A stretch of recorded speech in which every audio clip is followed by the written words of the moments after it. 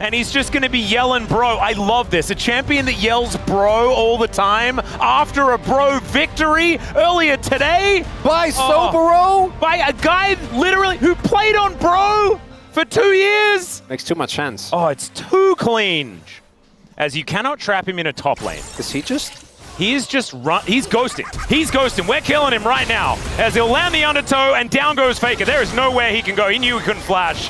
Vikla almost dies for it and has to sacrifice his flash, but that's first blood over to BNK.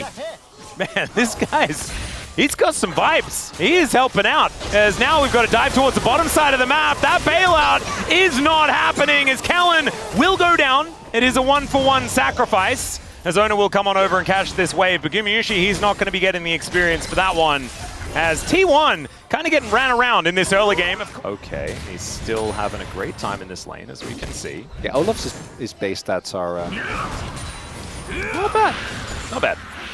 Does have a decent amount of being able to stay alive as well in the kit, although it's not really working against a bunch of ghouls. The Morning Mist may need to be used here, as, yep, that's just a solo kill for Doran.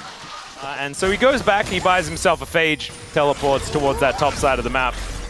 And Faker putting on some pressure here in the mid lane as well. As Vikla may just die as the Arcane Storm comes through. Faker is going to get killed by Tibbers because Tibbers gets real mad after Annie goes down. So a 1-for-1 trade in the mid lane. His early game actually looking great, outside of, you know, Sobero getting solo killed. I mean, that part was... When it comes to, like, Olaf play, I think getting solo killed here or there is kind of just how it works, yeah. So that it's a reference to Iron Maiden. I just feel like that'd be metal. It would be cool. She's not, though, as we can see here. Doran is now in a little bit of trouble, ladies and gentlemen. The reckless swing, there's the shot. This is exactly how Olaf wants to play the game. And that is killing you and dying. That's peak right there. I don't know if it's good for Sobero, but he is doing stuff that he wants to do. That's all right. True Shot Barrage is going to soften up these Void Grubs. Carry is going in. Pop Blossom's coming down as well, though the Fate's Call needs to be invested. My God, those Tangle Barbs were so good. As now Vikla is going to try and take down Gumayusi, but he gets bailed out of that one. Yeah. Owner down to 100 health, and Faker is looking to clean this one up. Kellen, not a whole lot he can do in this instance, and T1 win themselves the fight. Owner is playing super far up. Some aggressive play out of the man as the Crab going to move back towards T1. They're about to be a member up. I don't know about this for BNK. A little bit dicey here as the Maiden comes down. Doran gets involved a little bit early, though, as now the Paranoia comes in. They look to just get rid of this Xin Zhao as quickly as possible, and Wind doesn't have time to become Lightning because he's dead. Kellen now doing his very best to survive, but he's going to get smoked down where he stands, and it's a double kill for Owner. Another one going over to Doran as he takes down Diablo. And it is going from bad to worse, as yes, Ragnarok doesn't get you out of the ghoulie wall, as it turns out. And so Sobero is... just gonna die? Possibly just dead. Yeah, the Morning Mist is gonna be able to slow him down. And there is the kill onto the Olaf. And man, it was such a great start for BNK. Let's focus on that. You don't get to trade, you don't have range, and they've had either carry out or Owner just continuously hovering. I would him. say that Faker is in trouble, but he's not. True Shot Barrage is going to snag him, but there's the Paranoia. Vikla may be in trouble, but that is... Turn? Yeah, the turn is going to come on through here. As Owner taking a lot of damage, Pop Blossom holds him in place. He does get a kill before that even happens, though, as the bailout not quite able to work here as the ghoulie wall also not quite happening. And there's Sobero, ladies and gentlemen. It's the double, and now Diablo trying to get amongst it. Faker throws down the gravity field, says no to the rest of this fight, but BNK back on the board. When Annie ulted him and then they took the Ezreal as well. Will this change the outcome of the game if you're Nocturne? I mean, yeah, it does make some sense, but, you know, Stride Break is a pretty powerful item if you get in amongst it, as Vikla is now dead, ladies and gentlemen. Doran is going to just allow his Maiden to kill him. Look at this! It's an NPC battle in the bottom lane. Nefarious. A bit nefarious. You have definitely gotten a little bit more edgy, Chronicler, in your time here. For my standards, yes. Really strong. I think T1's too late. Yeah, Kellen standing in a pretty good position here as the handshake does come through, but that is just a dead Rift Herald. as the teleport brought Sobro in. He's looking for a flank angle here. He gets into the brush. That does give T1 all the information here as the Gully wall goes down to make things annoying. Keria continuing to find these handshakes. Got a poke. They're playing for... Oh, it's really smart from T1. They're just trying to create some space here as they go in onto Owner, and the Pop Blossom finds everyone! The bailout comes down yet again. They do kill the Nico, though, and so Owner stays alive for a long time into the backline. Goes the Olaf, but he's unable to get on top of Gumayushi. He uses those summoner spells so beautifully. And I was about to say T1 just had the positional advantage around that mid lane, and they utilize it so beautifully to just say no to BNK. They're going to look for even an inner turret off the back end of this as well.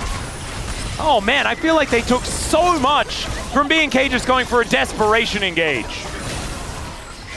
Killing Owner is nice, but that's not really what the goal of the composition is for BNK.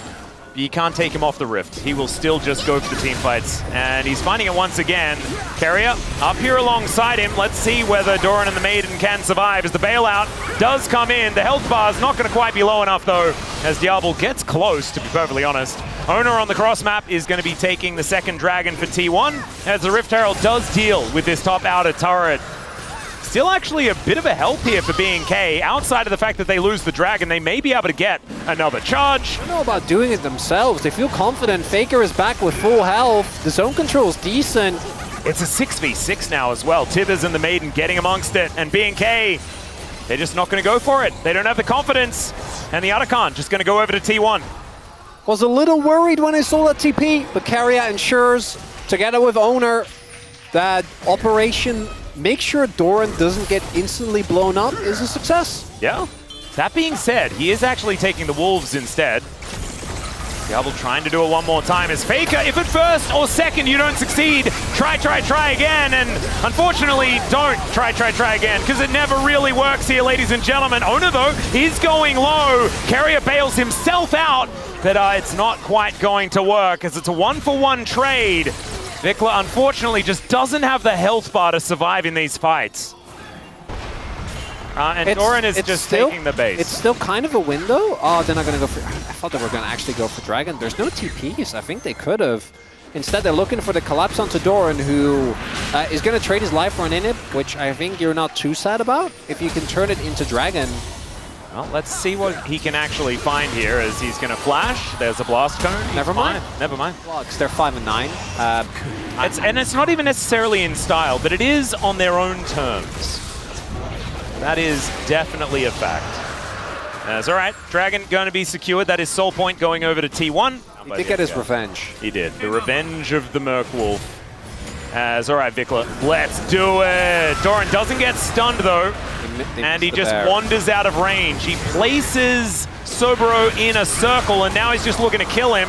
There he goes. Vikla now in a bit of, not a bit of trouble. He's dead. Yeah, Doran is way too large. Now T1 should be able to take themselves a Baron because Doran just like 1v2 double killed. He's going to end the game. Yeah, all that. He's going to... Raptor can steal. Yeah, does it matter though is the question. The smite is not even required because the rend is what secures it. Down goes this Xin Zhao, and Kellen in this side lane will not be able to do anything to Olaf. Yeah, Diablo is going to get back to base, but I think a lot of him wishes he didn't.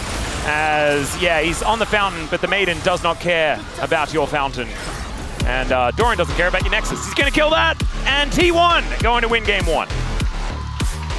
These were some of the best highlights from today's matchup. Which moment was your favorite? Let me know in the comment section below. This is OP, and I'll see you tomorrow. Take care.